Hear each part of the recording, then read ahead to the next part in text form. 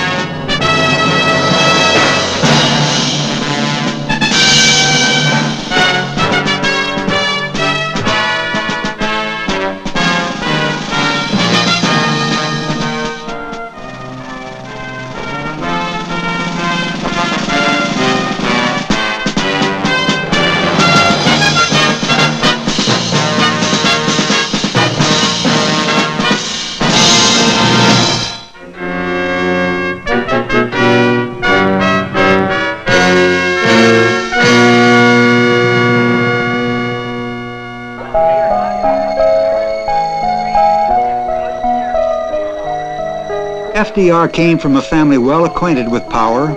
His wife, Eleanor, was a distant cousin, the niece of the Republican president, Theodore Roosevelt.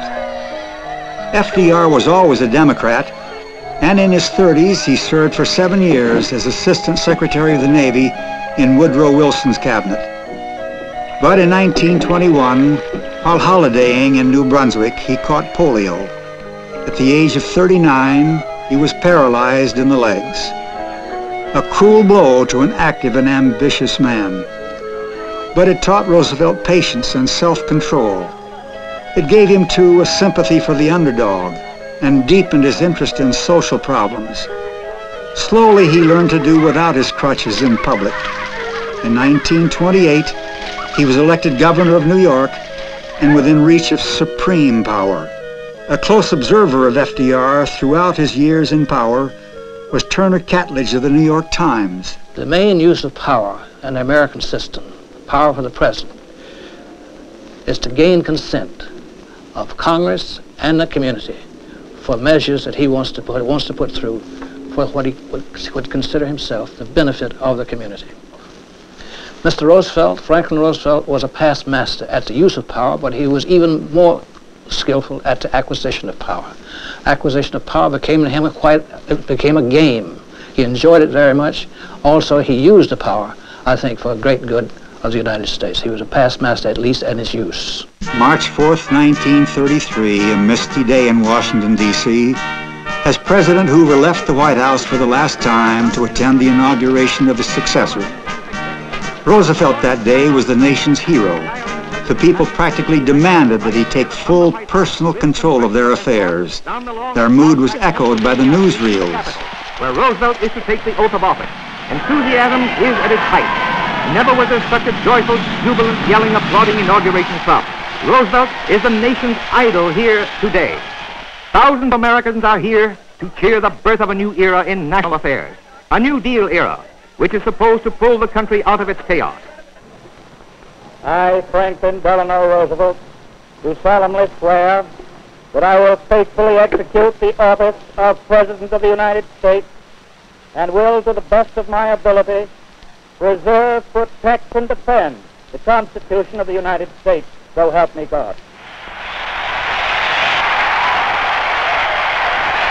I am prepared, under my constitutional duty, to recommend the measures that a stricken nation in the midst of a stricken world may require.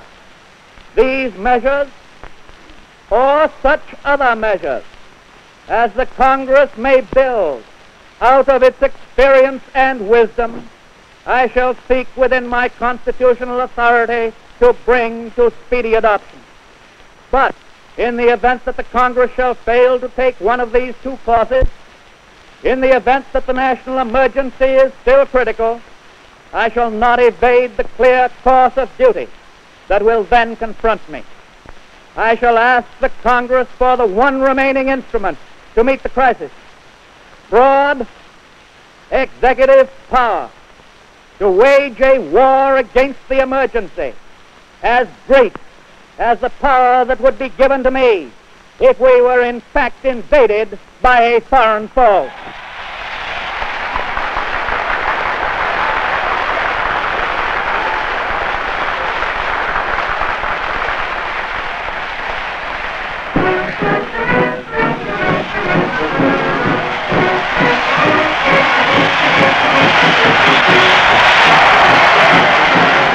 More power to you, President Roosevelt. The entire country's behind you, thrilled with hope and patriotism. Roosevelt's inaugural speech was a masterpiece. When he made his remark about taking over and managing the country as he would in case we were invaded by a foreign enemy, I don't know that he meant that. But that's what he said. But I had my feeling then, and I certainly had later, he never had any such intention, because that was foreign to his approach. He wouldn't have known what to do. He was not an administrator. He had brought a bunch of people, later became known as the New Dealers. They were coming into Washington, but every one of them was with some kind of a plan for some specific problem. But he also was developing his own purposes as he went along. He was riding a wave of popularity. Part of it was personal, part of it was a general reappearance of confidence in the country, because we were down. Roosevelt came to power as sound film was getting into its stride. Throughout his presidency, Roosevelt knew how to make the most of the media. Competition to be first with his story was fierce, and the newsreels even made a point of saying so. Is rushing pictures of the epic ceremony by the fastest air express plane in the country. The speedy plane takes off, arriving at New York while newspaper wires are still hot with the story of the great event, and while the radio still roared with acclamations for the new president. At the airport, a fast car with police escort is waiting, and the film is transferred almost as soon as the plane touches the ground. No bet is overlooked in the race against time to serve the newsreel public, and the Universal Newspaper Newsreel is establishing a record for speed. Here they come on the last lap. Roosevelt was faced with the apparent failure of the private enterprise system. On the very day of his inauguration, every bank in the United States had locked its doors with no assurance of ever reopening. One of Roosevelt's first acts was to proclaim a banking holiday, a presidential order to keep the banks closed while he prepared a bill to restore confidence in the system. This use of governmental power itself brought new hope. Men responded cheerfully to the need to improvise for cash. At the individual level, private enterprise was certainly not lacking.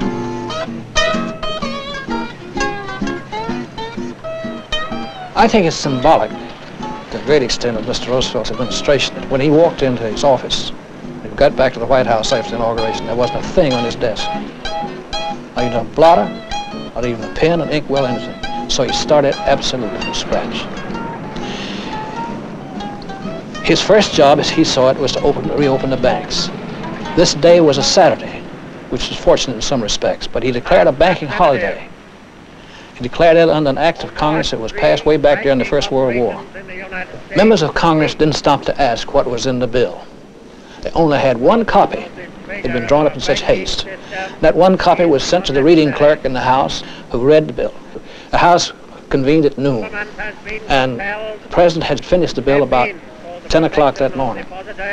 By about 4 o'clock in the afternoon, it was on his desk. It passed the House, passed the Senate, it was on his desk. 8 hours from the time the bill left the White House, and anything went. He could repeal the Constitution that day if he wanted to.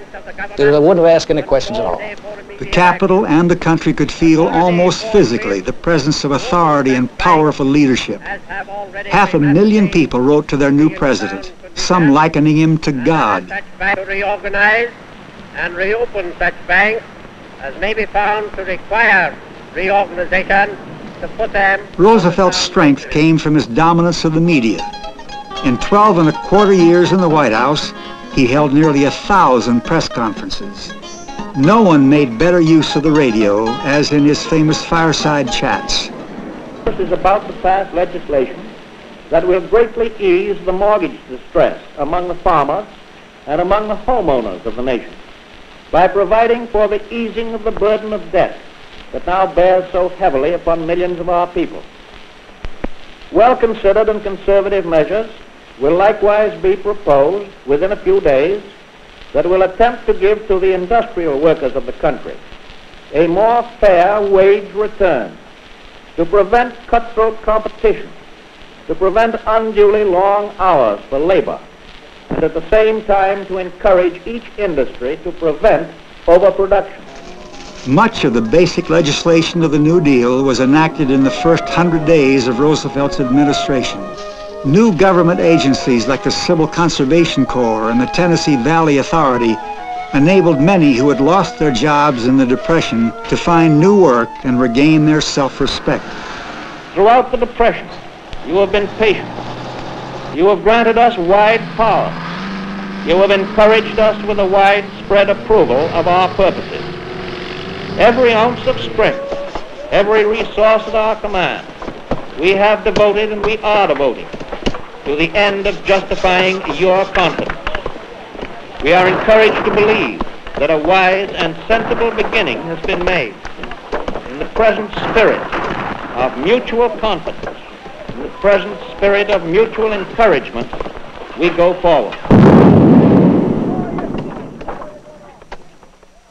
Few presidents loved the exercise of power more than Roosevelt, but he was shaken when the Supreme Court ruled unconstitutional several of his favorite measures. Roosevelt's determination to bend the court to his will led to a titanic struggle between the chief executive and Congress. It was a bitter episode, but it taught Roosevelt that he could use his power more effectively through charm and persuasion than through sheer muscle. To be a manipulator and not a bully. Roosevelt's manipulative skills came from his understanding of the American political system, but they also reflected something in his own character. Peanuts and gives his neighbor none. He says, have any of my good peanuts when the good peanuts are gone. When you look at the man, he's a man of such a fascinating set of qualities. What makes him tick?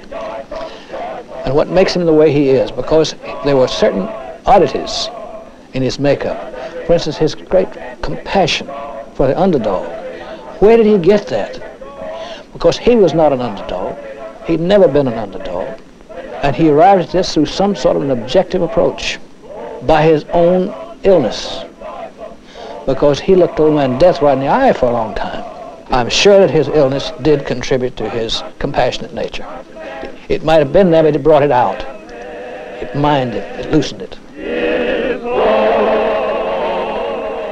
The public was hardly aware that their president was a cripple. No pictures could be published showing Roosevelt in discomfort.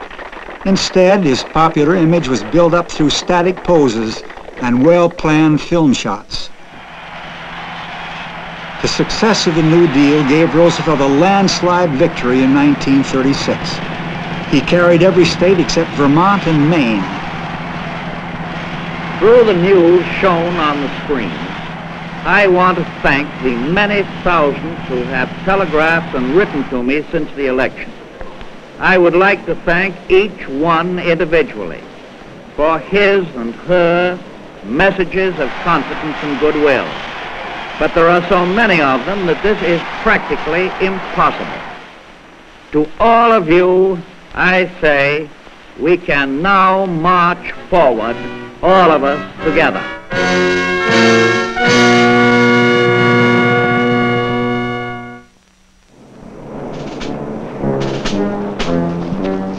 Roosevelt came to power in America a few weeks after Hitler was made Chancellor of Germany. The president's second term in the White House coincided with the Nazi dictator's drive for world power. But the looming threat of war in Europe hardly troubled the minds of most Americans. Nor was the rising power of Japan seen as a real danger. even though Japanese military strength posed a more direct challenge to American interests.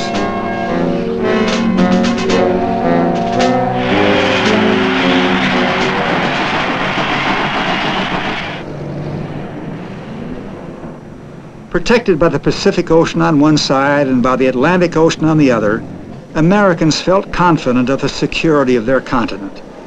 Roosevelt was well aware of the danger, but he had to deal with a Congress that was firmly committed to keeping America a neutral in any world conflict. When he went to consult Congress, he already knew what he wanted to do. He was not asking for advice, he was asking for consent. But he would do it in the guise of asking for advice. Taking advice, he manipulates the advice. Because he used all sorts of tools of power. He used appointed position, he got everything, anything he needed. In international affairs, he ran up against this basic isolationism. That was something that he found very hard to handle. That was something Congress already had a fixation about. Roosevelt had learned from Woodrow Wilson the terrible responsibility of bringing a divided country into war.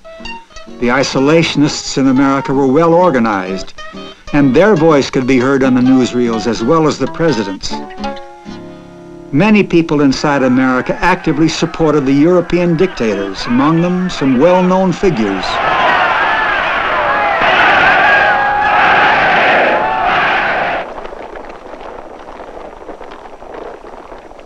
Knowing that America would one day have to enter the war in her own interest, Roosevelt deployed all his skills to ensure that it would enter as a united nation.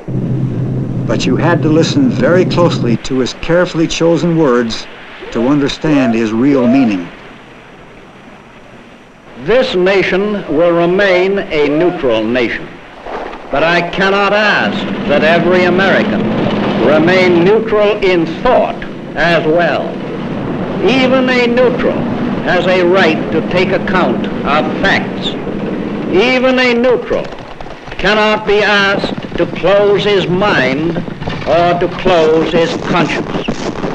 I have said not once but many times that I have seen war and that I hate war.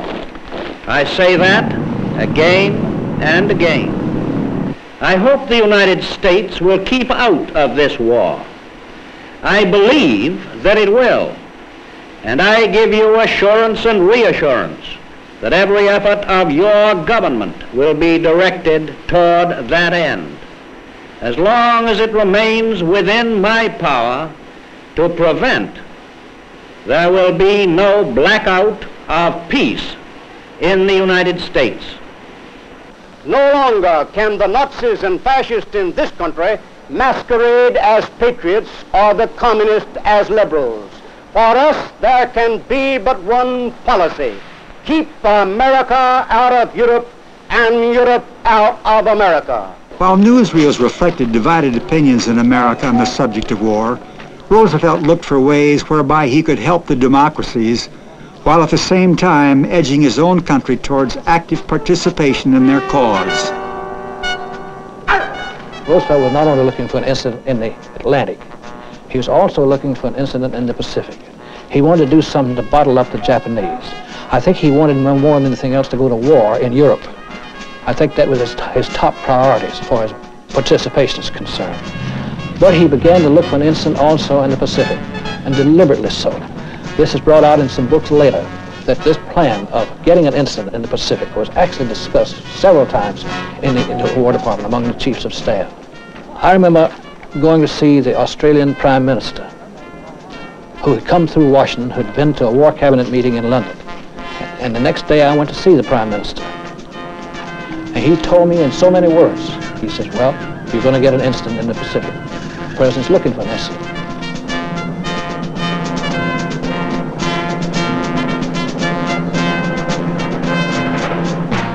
The peace lobby represented a powerful force in American politics. Aware that Roosevelt had more power than any other president had been granted in peacetime, Congress attempted to shackle his conduct of foreign affairs. Here Roosevelt found an unexpected ally.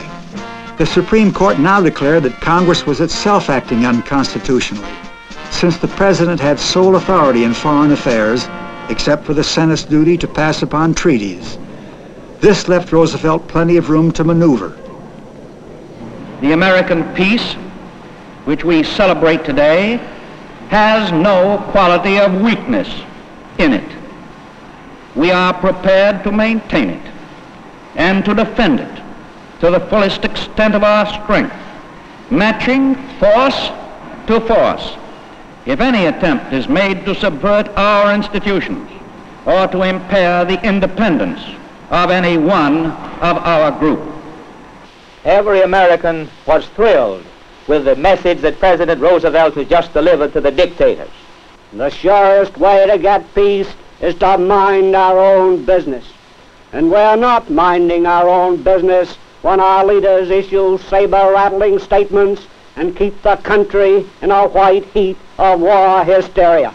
Hysteria or no, the war in Europe was a fact. Americans were at least agreed on the need to look to their own defenses. In 1938 and 1939, Roosevelt secured increased appropriations for the Army and Navy. At the same time, he looked for more positive ways of helping Britain.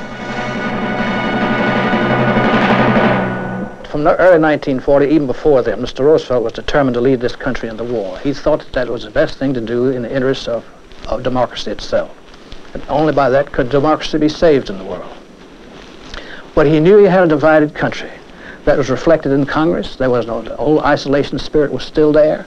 And also, the division was being intensified by the fact that he was challenging the anti-third term tradition by running for president again. And he had to use his power, and he did apply his power to solidifying the country and also gaining consent of the Congress for what he wanted to do. Secure for a third term, Roosevelt was ready as the crisis approached America herself